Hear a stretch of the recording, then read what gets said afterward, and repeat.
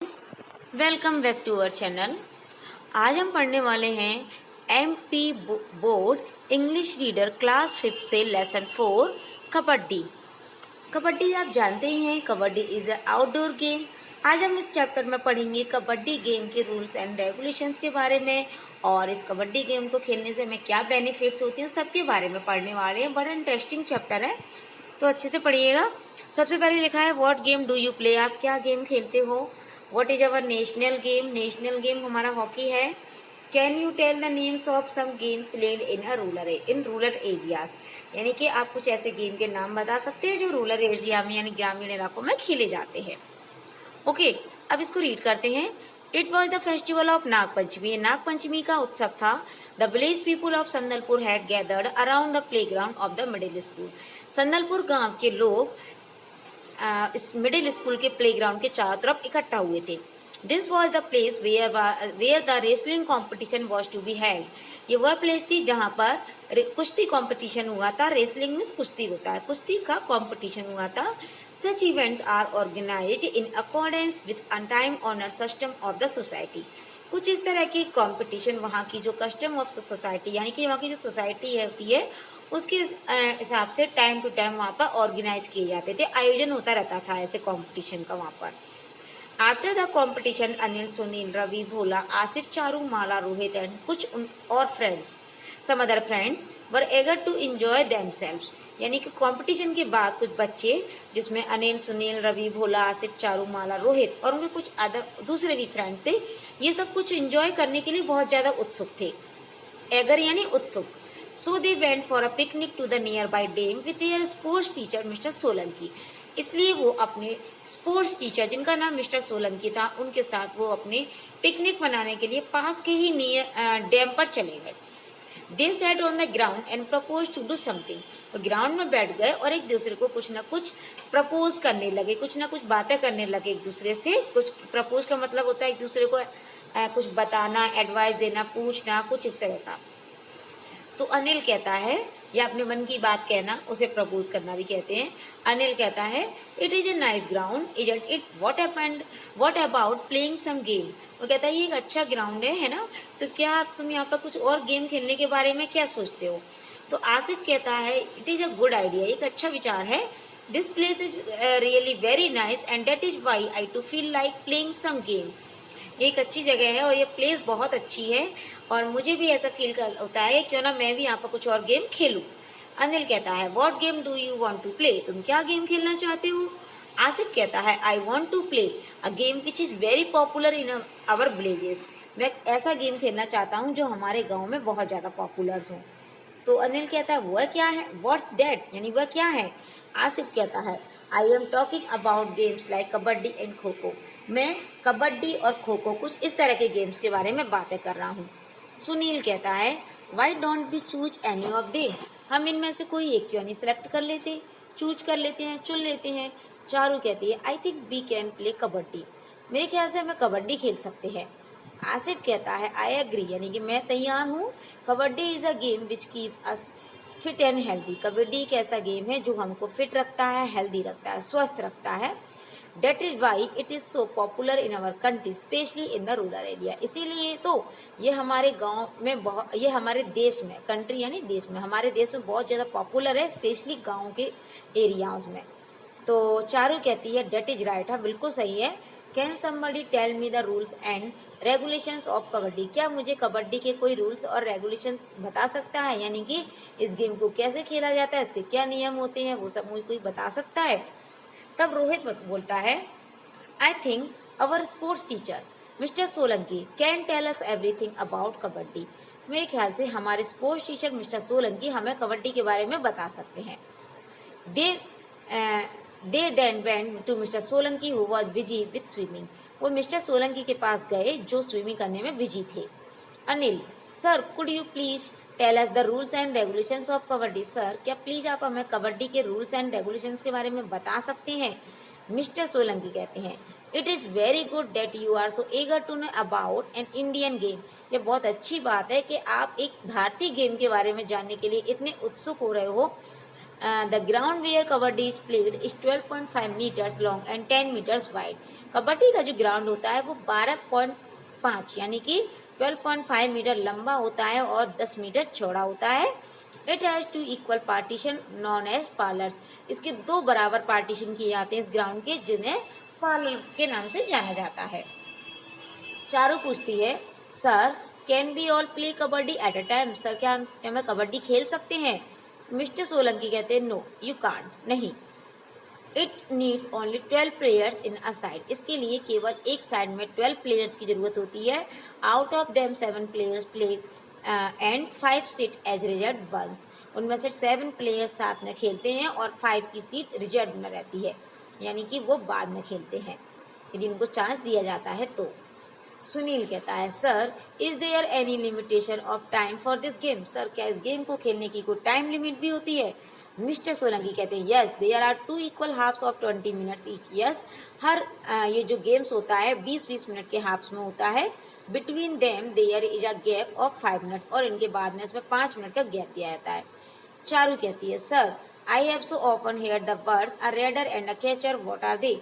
Sir मैंने इसके बारे में इस गेम में कुछ वर्ड सुने हैं, रेडर और कैचर. सर वे क्या होते हैं.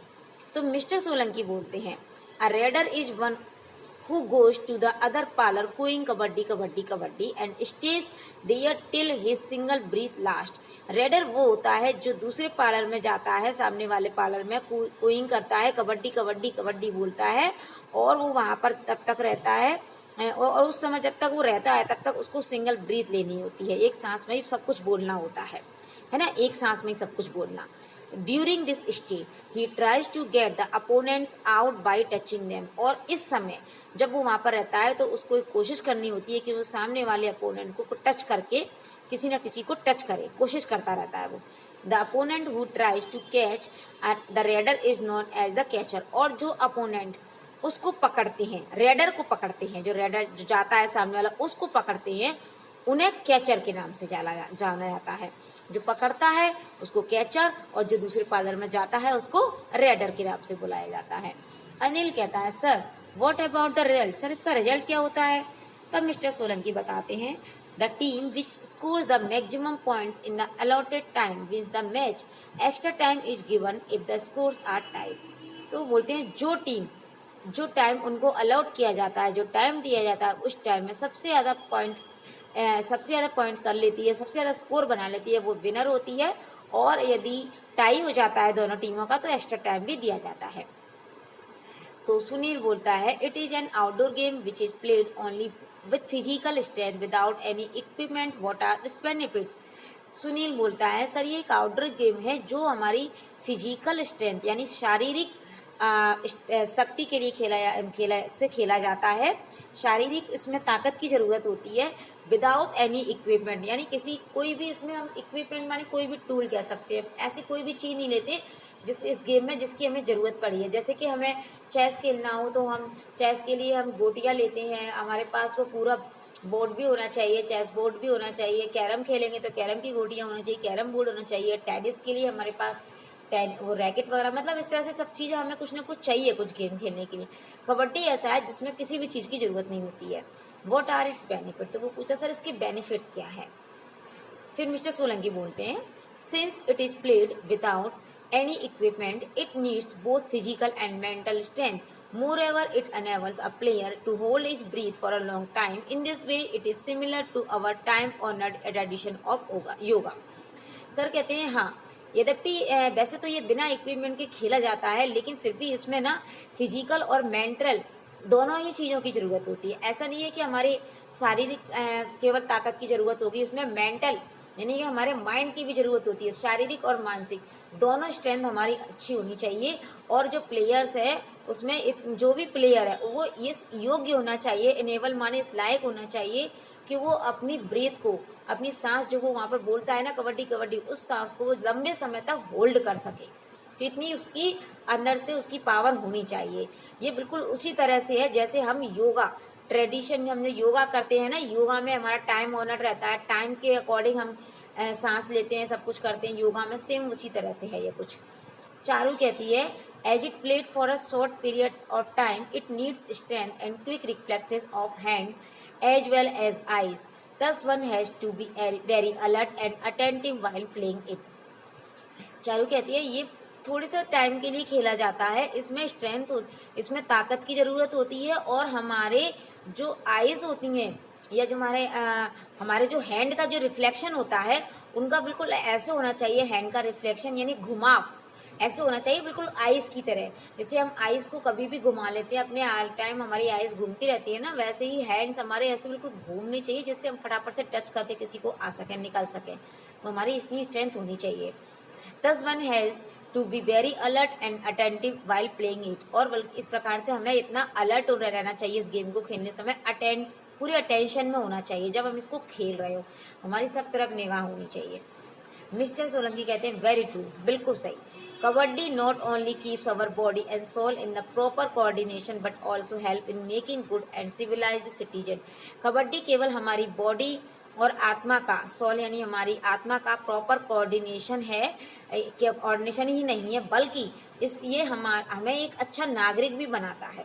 क्योंकि जब हम कबड्डी खेलते हैं ना तो ये ज़रूरी नहीं, ये इसमें हम ये सब तो होता ही है, हमारी स्ट्रेंथ, हमारी शारीरिक और मानसिक ताकत ये सब तो होता ही है। इसके अलावा ये हमें एक अच्छा नागरिक बनाता है। कैसे स्पोर्ट्स कैसे बनाता है नागरिक? क्योंकि हम जब गेम खेलते हैं तो हमें इसमें काफ़ी सारे अच्छे गुण भी आ जाते हैं, काफ़ी अच्छी सारी आदतें भी आ जाती हैं गेम को खेलते समय। Sportsman are always considered well behaved citizen. जो स्पोर्ट्समैन होते हैं वो हमेशा उनका जो बिहेव होता है वो बहुत अच्छा होता है। वेल बिहेव्ड सिटीजन यानी सिटीजन मीन्स नागरिक, अच्छे नागरिक होते हैं, उनका बिहेवियर अच्छा होता है क्योंकि उन्हें बहुत पेशेंस की ज़रूरत होती है। अगर वो लड़ाई झगड़ा करेंगे, थोड़ी थोड़ी बात पर रूड हो जाएंगे तो एक टीम में कैसे वर्क करेंगे, इसलिए ये सब चीज़ भी गेम से सीखने को मिलती है। तो अनिल कहता है sir I feel like playing a kabaddi match right now. Sir मुझे फील हो रहा है कि मैं फील करता हूँ कि मुझे कबड्डी को अभी खेल लेना चाहिए। तो मिस्टर सोलंकी कहते हैं very good, let's go to our school ground, Anil and Sunil select your team. वो कहते हैं बहुत अच्छा, चलो आप ग्राउंड में चलते हैं, स्कूल के ग्राउंड में। अनिल और सुनील आप अपनी टीम सिलेक्ट कर लो। The two teams then played a match which was won by Anil's team. Everybody enjoyed the match and returned home with sweet memories of the day। दो टीम गेम मैच खेलती हैं जिसमें से अनिल की team जो है जीत जाती है, हर कोई इंजॉय करता है मैच को और सब बच्चे उस दिन की मीठी यादें लेकर अपने घर वापस आ जाते हैं। तो इस तरह से हमने कबड्डी गेम के बारे में काफ़ी कुछ जाना, इसके साथ क्या क्या हमें बेनिफिट है, इसको कैसे खेलना चाहिए, वो सब हमने इस चैप्टर में सीखा। अब यहाँ पे इसकी ग्लॉसरी दी हुई है। ओके, ग्लॉसरी में लिखा है कस्टम, क्यूरियस, एगर, ये सब ग्लॉसरी आप लोग लर्न कर लीजिए। इससे आपके टिपिकल वर्ड जो है जिसमें चैप्टर में आते हैं वो आपको अच्छे से समझ में आ जाएंगे। तो यहाँ पर हमारा ये चैप्टर फिनिश होता है। आई होप आपको फुल चैप्टर अच्छे से समझ में आया हो। अगर समझ में आया तो प्लीज़ अपने फ्रेंड्स को शेयर करिए, लाइक करिए और चैनल पर बने रहने के लिए सब्सक्राइब करिए हमारे चैनल को और बेल आइकन को प्रेस कर दीजिए। मिलते हैं अपने नेक्स्ट वीडियो में नए चैप्टर के साथ, तब तक के लिए बाय।